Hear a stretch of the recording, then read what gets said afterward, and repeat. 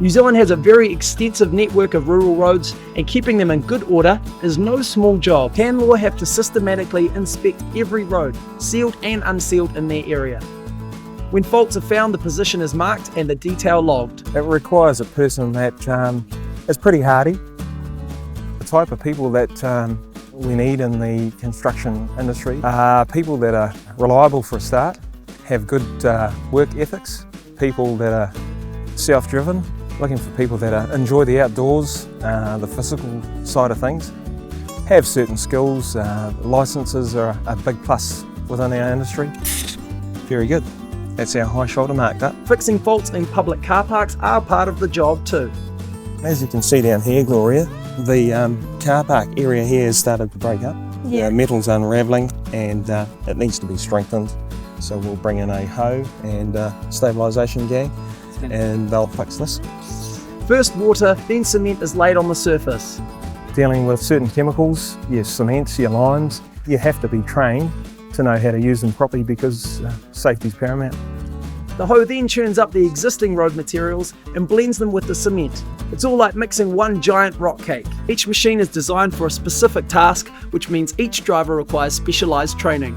So what they've done, they've sprayed on an emulsion and then they've come in with the trucks and spread a layer of grade 3 chip, and they'll go and spray again and apply a grade 5 chip, which is a smaller chip. Then you'll be able to jump on the roller and give it a good pounding.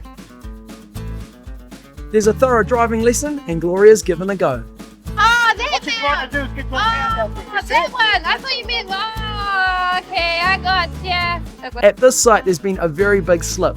Thousands of tonnes of fill are being tipped to provide a wider and safer roadway.